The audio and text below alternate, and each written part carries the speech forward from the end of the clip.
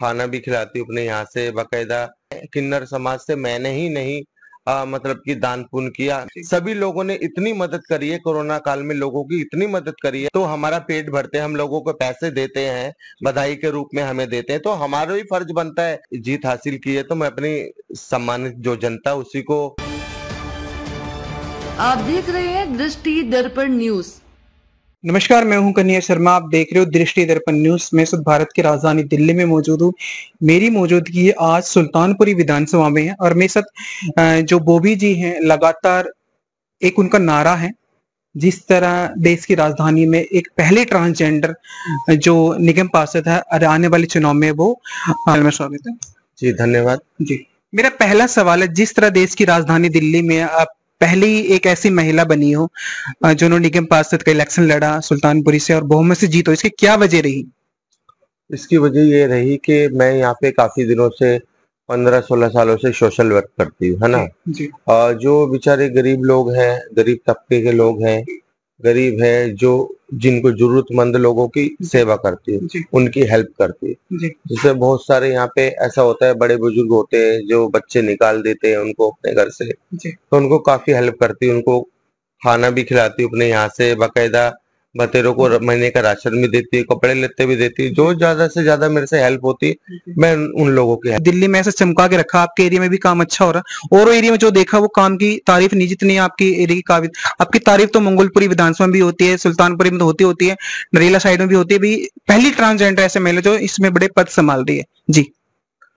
देखिए, कोरोना काल में तो ऐसा था, वो तो हिंदुस्तान पे एक आपदा आई थी, भगवान ना करे, मालिक ना करे दोबारा ऐसी आपदा हम लोगों के ऊपर है ना। तो उसमें मुझे ऐसा लगता है, मैं किन्नर समाज से मैंने ही नहीं मतलब कि दान पुण्य किया। मेरे जो किन्नर समाज के जितने भी सदस्य हैं, जो जितने किन्नर समाज के व्यक्ति हैं दिल्ली में नहीं पूरे इंडिया में, सभी लोगों ने इतनी मदद करी है, कोरोना काल में लोगों की इतनी मदद करी है।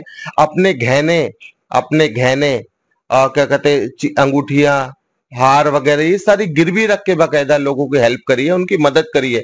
हमारा फर्ज बनता है, देखो जब हम उनके घर जाते हैं बधाई लेने, तो हमारा पेट भरते हैं, हम लोगों को पैसे देते हैं, बधाई के रूप में हमें देते हैं, तो हमारा भी फर्ज बनता है कि हिंदुस्तान पे, इंडिया पे इतनी भारी प्रॉब्लम, इतनी भारी मुसीबत आई थी, तो हमारा भी फर्ज बनता है कि हम भी उन लोगों की हेल्प करें, क्योंकि वो हमारे अन्नदाता है, वो हमारे पेट को रोटी देते हैं जी।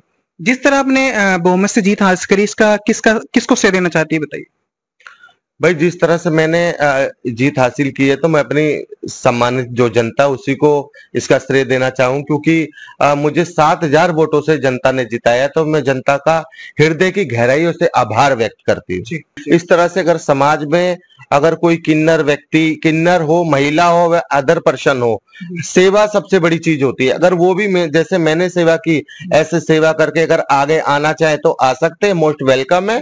आओ, जनता की सेवा करो, कुछ ऐसे करके दिखाओ ताकि तुम्हारे घर वाले, तुम्हारे क्षेत्र के, तुम्हारे वार्ड के लोग तुम्हारे पर गर्व करें जी। मेरा आखिरी सवाल है, जिस तरह देश की राजधानी में अभी 2027 की अगर बात करें, अभी आप काउंसलर हो, अगर 22-27 में अगर आप काउंसलर के इलेक्शन दोबारा लड़ना चाहोगे तो कौन सी पार्टी को समर्थन? जैसे मेरा एक थोड़ा सा तीखा सवाल है मैम, थोड़ा सा ये है, जैसे आम आदमी पार्टी ने आपको बनाया, आपने आम आदमी पार्टी के दामन क्यों छोड़ो, सी क्या वजह है, बताइए।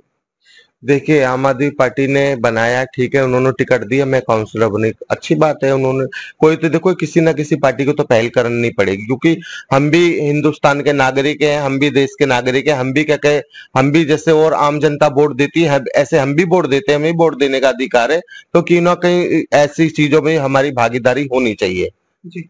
मैं ये पूछा, मैं जो पहले आम आदमी के टाइम पर जो माहौल था और बीजेपी के में अभी 6 महीने के कार्यकाल में वो माहौल बदला या नहीं?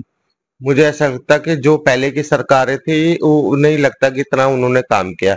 जो अब की सरकार, देखिए अभी तो सरकार को बने हुए 6 महीना हुआ है, 6 महीने में बहुत रेखा गुप्ता ने, माननीय रेखा गुप्ता जी जो हमारी है दिल्ली की बेस्ट सीएम है। देखो, दिल्ली के अंदर जितने भी जगह जगह कॉलोनियों में समेत चरस गांजा बिक रहा है, बाकायदा वहां पे अंकुश लगा है, और वो कहीं पर कई मीटिंगों में जाके नशे के बारे में बोलती भी है, और उन्होंने काफी हद तक नशे पे रोकथाम लगा रखी है, ठीक है, जब से बीजेपी की सरकार दिल्ली में बनी है।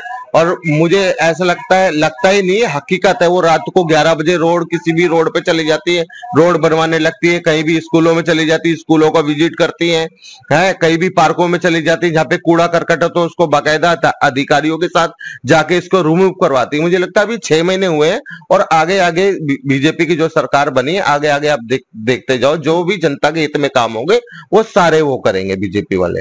देश की राजधानी दिल्ली में जनता आज केजरीवाल जो क्यों याद कर रही है? मैं आपकी बता रहा हूँ, आपकी विधानसभा में आपके एरिया में काफी बार सर्वे हुआ था, इससे पहले भी एक इंटरव्यू कर गया था, उसमें आपकी काम की तारीफ होती।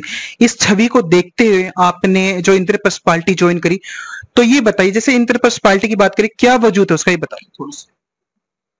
इंद्रप्रस्थ विकास पार्टी का वजूद ये है कि अभी हम 16 काउंसलर हैं, 16 काउंसलर एक साथ है, हम कहीं भी आते जाते सारे एक साथ जाते हैं आते हैं। और मैं ये नहीं कह रही कि इंद्रप्रस्थ विकास पार्टी अच्छी है। देखो, जो जनता के हित में काम करेगी वो हमारे लिए पार्टी अच्छी है, जो जनता की बात करेगी हम उस पार्टी का समर्थन करेंगे। इससे पहले तो आम आदमी पार्टी भी जनता की बात करते थे। हाँ, आम आदमी पार्टी करती थी तो हम उनके साथ थे, है ना।